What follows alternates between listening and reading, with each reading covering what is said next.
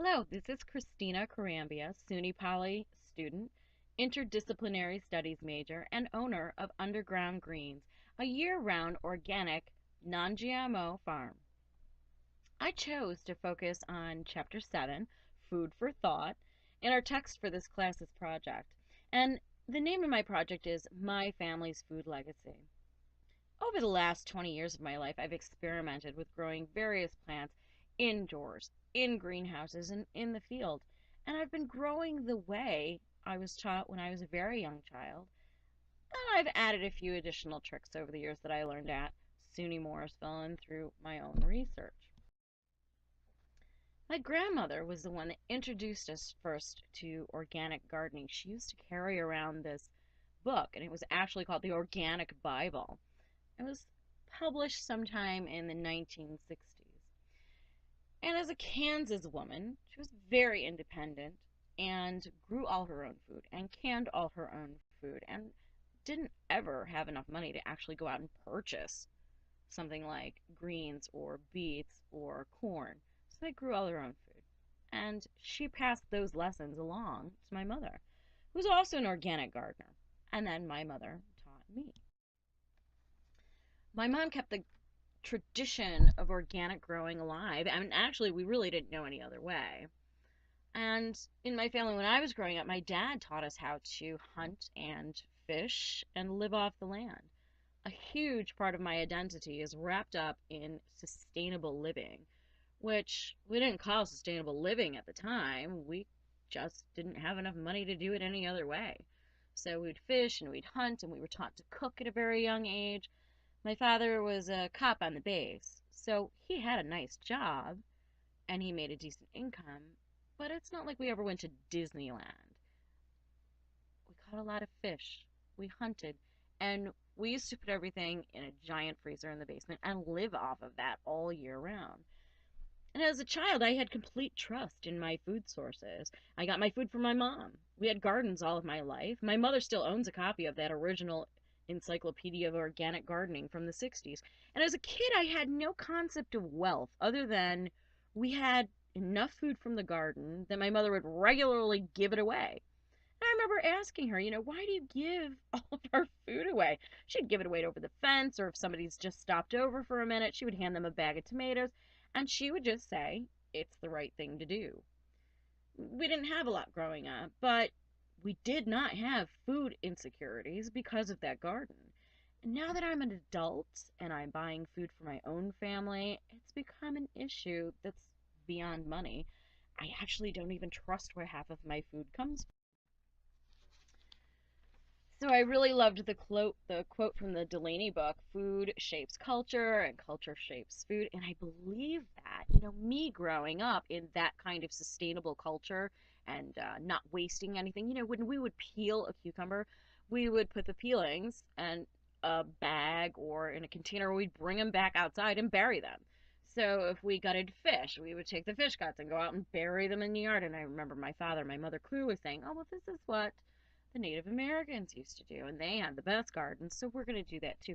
So we really, really paid attention to our connection with the land. And I think that that's what made me go into the food business, the gardening business, the farming business. I was raised in a culture that valued family. We cherished our gatherings, which was always centered around food. To this day, every fall, we get together for salmon season. Like somebody would get together with their family for Christmas. It's that serious. So we have family that comes in from Florida. We have family that comes in from South Carolina and Virginia. And we all get together, and anytime somebody goes to the store, it's like, okay, what are we doing for dinner tonight? I'll grab this, you grab that, and it's always centered around also what's growing in the greenhouse. So if I say, no, we've got a ton of hot peppers, somebody will go get ground beef, or somebody will say, oh, I already brought venison. And our lives were just centered around this food. I love that it's still going on today. So we have salmon season, we get together for that. We have hunting season, we get together for that. We have planting season in the spring, we get together for that. I have tremendous support through my family. So growing up, everything was kind of like the idyllic think I just didn't think I was poor. I really didn't know. I didn't have any worldly knowledge. I left for home as a theater major, ready to take on the world. And then I did my first acting tour in Greece and Bulgaria as a mime. And I went to Greece knowing that they had just, this is in 1989, and Ceausescu, the leader of Romania, had just been beheaded on TV. So things were a little shaky in those countries at that time. So we get to Greece and everything goes cool, and then we're leaving for Bulgaria, and we get into Bulgaria. Just didn't realize what the fall of communism in Bulgaria meant. When I arrived, it was still the very beginning of the whole process. People were still getting government assistance with food and shelter and heat and stable jobs. And, they shared family just like they shared food just like my family did. They set a table and everybody, the drinks are over here and this is over here and help yourself. And here we are and yay. And I made a lot of friends there, but when we would go to their houses, they always had like tons of apples and popcorn and booze. A lot of booze. So we'd sit down and you can see in the middle picture we'd have teacups and then do shots and eat popcorn and have some apples. Like that was the deal. And I didn't really notice anything at the time. We were partying and we were kids and we were all hanging out. 19 or 20 I was. So then months later, I'm getting these letters back and forth from Bulgaria, and my friend Terry wrote me, "There's nothing ever to eat. For everyone, there's one chicken, 5 eggs, sausages for a month." And I just didn't understand how that could happen. They went from communism to democracy, right? It was actually socialism, but it was still democratic. This is my first exposure to food scarcity on a national level, and it's haunted me since then. So after that time, I moved to New York City, worked in retail and as an actress, and oddly enough, I never lived anywhere they had such a variety of affordable food. Especially the fruit. Like I would go down the street and the bodega would have all this fruit outside and these fruit stands, and coffee was cheap, and you could get coffee beans and you could get shrimp in a deli, and I was like, seriously? You know what? There's tons of food here. There was no price difference in the 90s between the food that I bought in New York City and the food that I bought in Rome, New York. None. Milk was the same, bread was the same, eggs was the same, fruit was way cheaper in New York City. I don't know why, go figure. Cigarettes and beer, those were more expensive. So in New York, I got acting work and a day job, and I fell in love and out of love a few times. I made lifelong friends. I ate at the best restaurants. I tried crazy stuff, but I never got used to seeing hungry, homeless people. I'd walk by and my heart would sink. And, my city friend said, you're going to get used to it and you're going to be able to just walk by. Don't give crazy Lucy any money. She's just going to go buy booze, right? It still killed me. I just never got used to it. I loved the culture. I loved the people and the vibe. But for me, I was there for 10 or so years, and something was missing in my life. I miss my own culture, my family, my land. And I just got to that natural point in time where I was almost in between jobs. It was time to move on to something else. So I went home to grow. Fast forward a bunch of years, and I found myself with a son who was just entering pre-K. I packed him a snack and sent him into his class, and when I picked him up, he was silent. This chatty little kid, silent, not a word. Walked quiet to the car. We get to the car, I put him into his car seat, I buckle him in, I get in the car, I start the car, I'm like, honey, what's wrong? He threw his little bag of cherry tomatoes onto the floor of the car and said, "This is not a snack. What's a Twinkie?"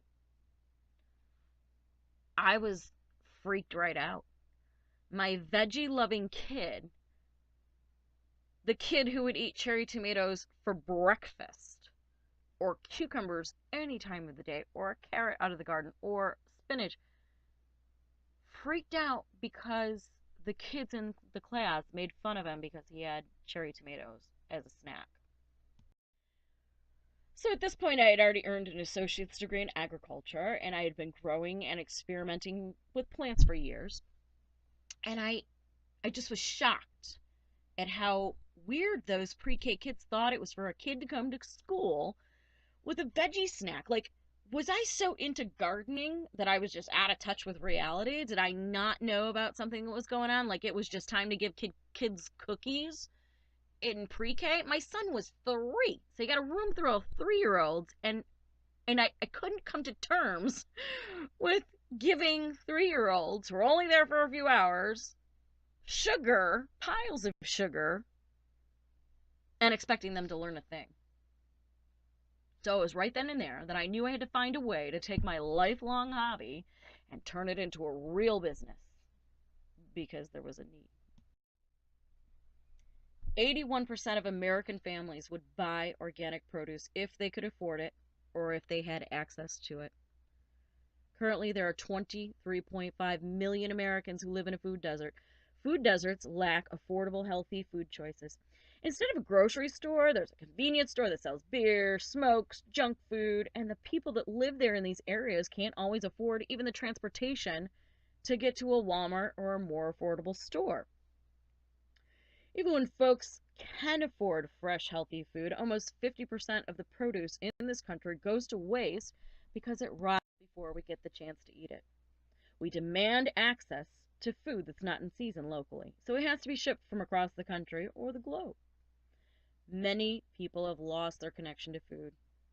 Some folks are coming around and want to know how and where their food is grown and how many food miles it traveled, things like that. We ask questions. Americans have a lot of questions. Is it safe to feed my family? Is it GMO? Is it from Mexico? Did a 3-year-old pick it? Americans have concerns, and rightly so. These food deserts lack affordable, healthy healthy choices. And one of these food deserts is right in the middle of Rome, New York. New York shouldn't really even have this problem. It freaks me out that we do.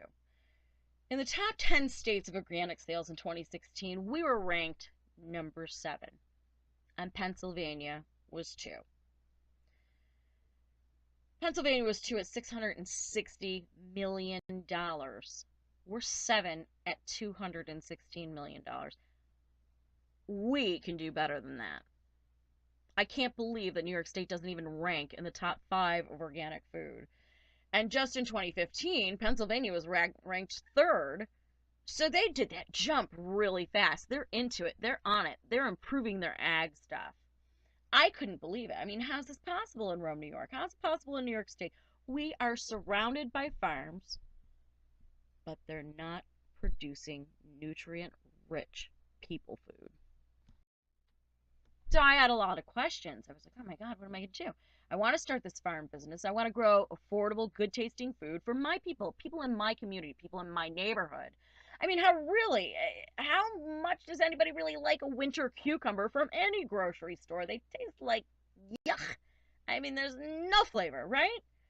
So I enrolled at Mohawk Valley Community College, wrote a business plan for underground greens, and I won some contests for my year-round farm plan and some cash. So the business plan for underground greens won first place in the Clean Energy Sustainability track at the Mohawk Valley Regional Business Plan Competition in 2015 and again in 2016.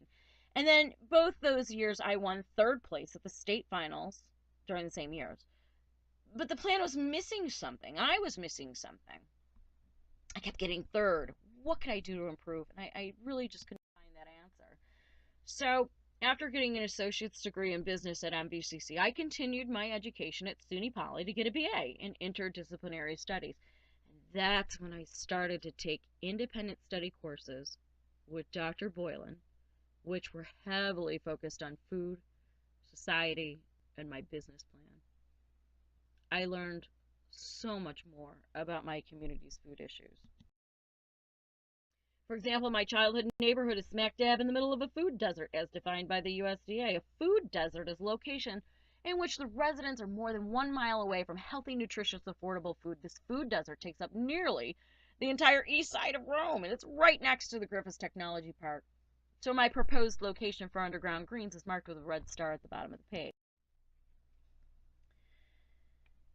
So now I'm really getting bad trust issues with food. I started reading about food in the 90s. It freaked me out.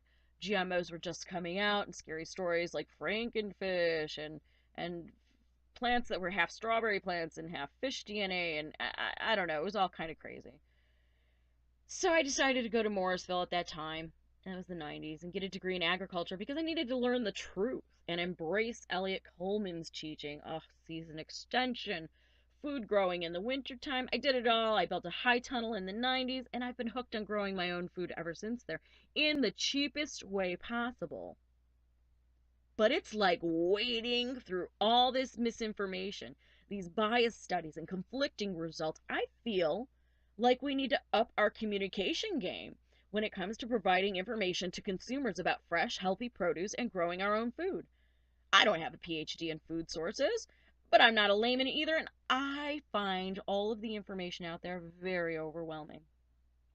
How is a time poor, economically challenged person supposed to make sense of all of this? I believe that Underground Greens can provide workshops to communities that will empower the people to make the best decisions about their produce purchases. A vocabulary list alone would have helped me years ago, much less real peer reviewed information. And the fact of the matter is that we've been getting information wrong from very powerful sources for a very long time. My latest gripe is a guy from Cornell, food researcher, very famous. 15 papers just got pulled because he was p hacking. P hacking is when you do your study, take your information, and you've got your variables that you're reporting on in a statistics manner, and you manipulate the variables to get the answer you want. Basically, he's cheating. So it's upsetting that we have this information out there that we can't even rely on, and that's supposed to be the best. The reproducibility in studies, that get rid of your disciplinary bias, only use peer-reviewed work. What happens when that peer-reviewed work isn't reliable anymore, especially from a place like Cornell?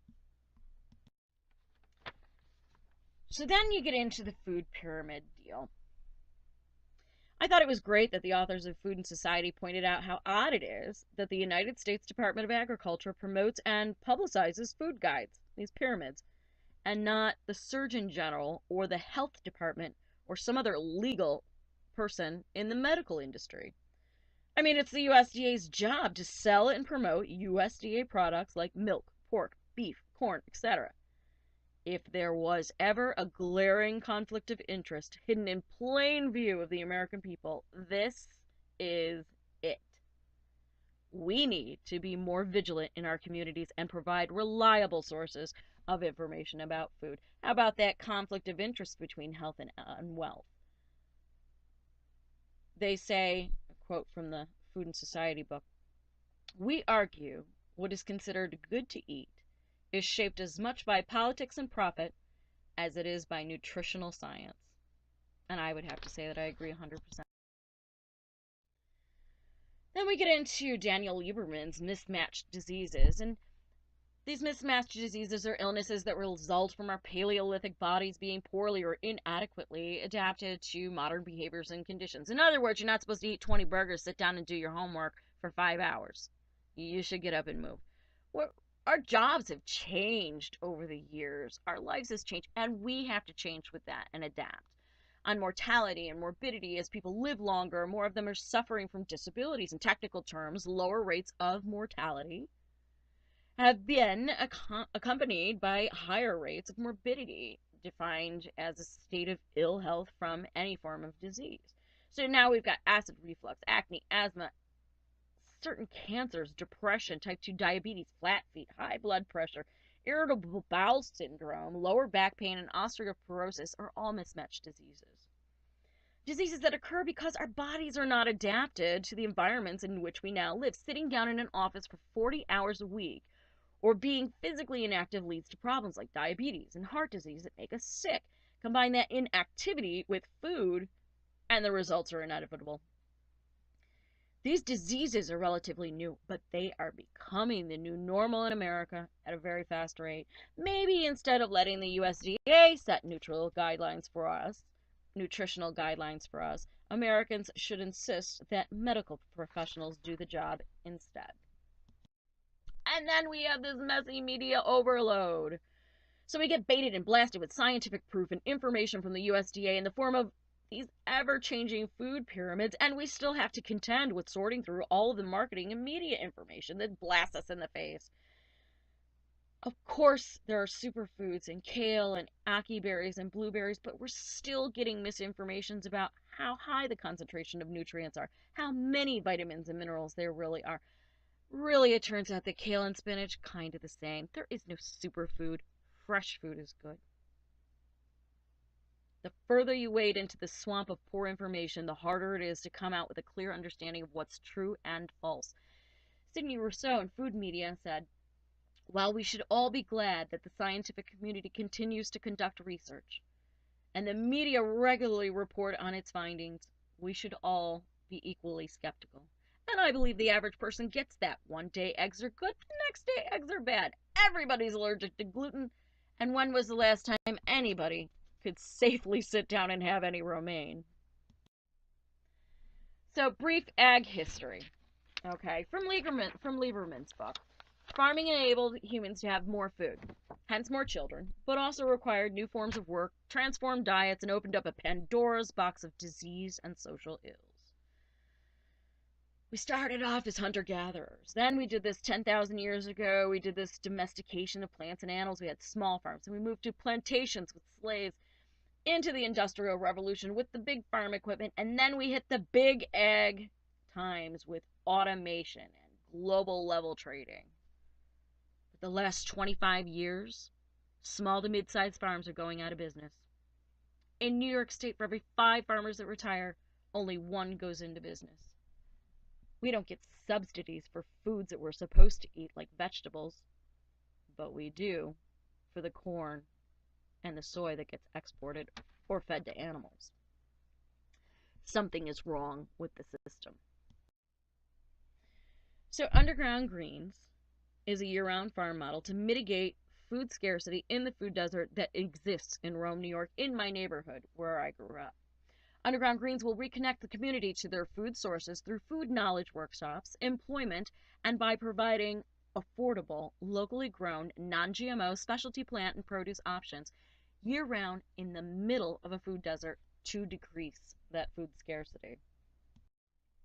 Food scarcity is a global complex problem and no one discipline can solve it. Food scarcity has created food deserts, which again the USDA defines as areas where affordable, nutritious food is not found within a mile radius in urban areas and 5 miles for rural areas.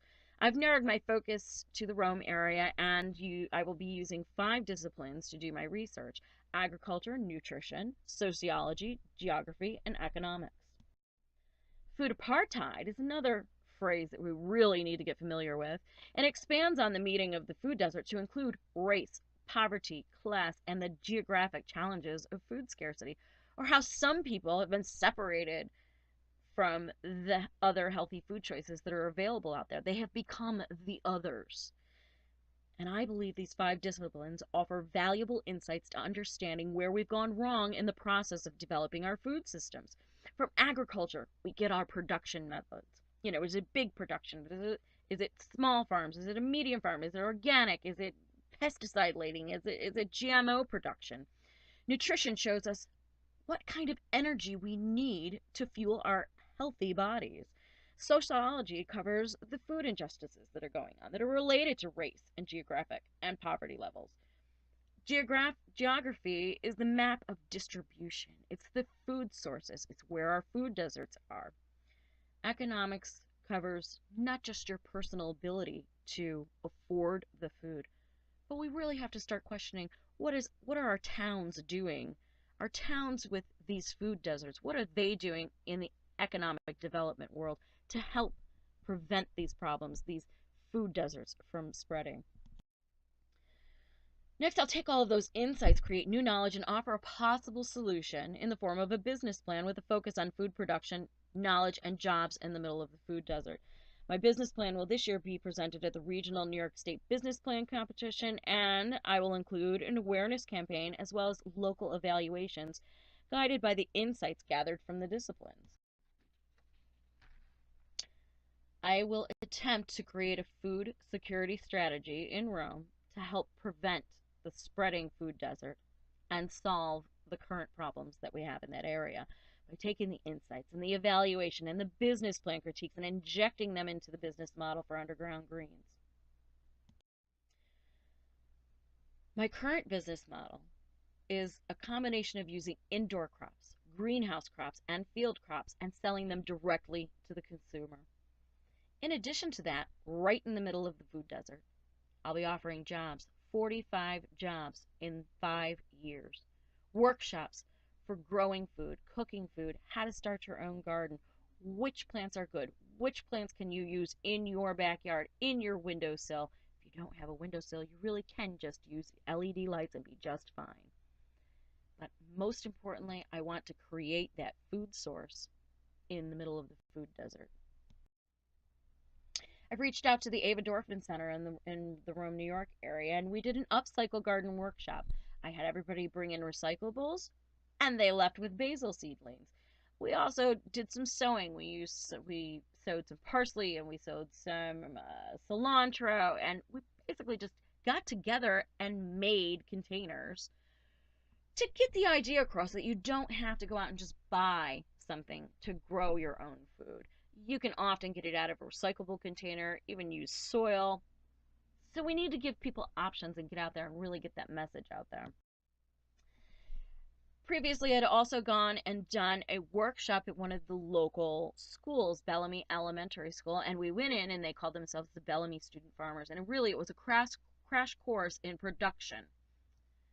Over the course of 3 weeks, every student was introduced to a different aspect of the produce production. You know, we tried to include something for everyone to get excited about so everyone could be a part of the team.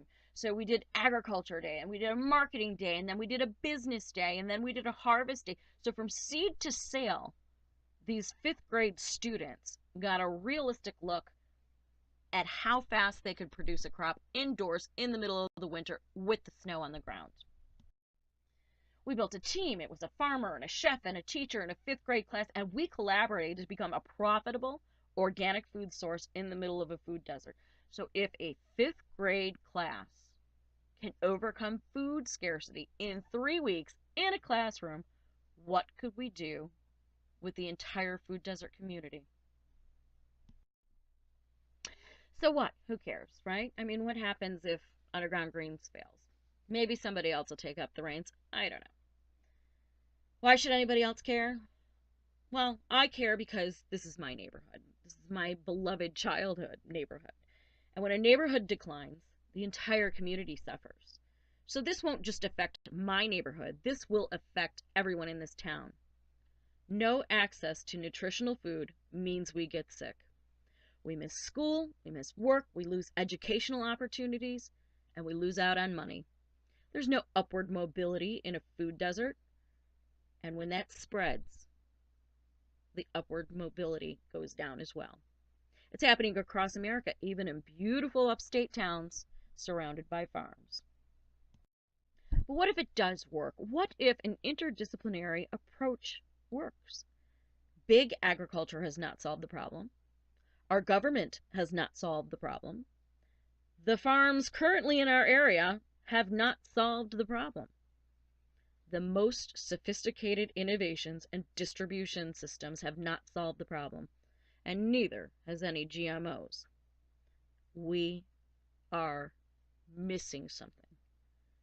I think we forgot to put the people in the plan. What if an interdisciplinary approach, one that includes humanity in a business plan, is the missing piece needed to decrease food scarcity problems in a small town like Rome, New York?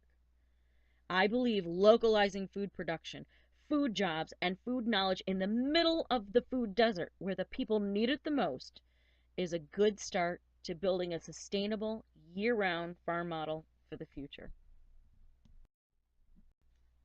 I don't want to disrupt the agriculture industry. Instead, I want to repair the foodways in my local area. I'd love to see backyard gardens blooming again, where they used to when I was a kid. I want to develop a sustainable year round, non GMO, affordable farm which will strive to be as regenerative as possible to the soil, to the people, and to the community.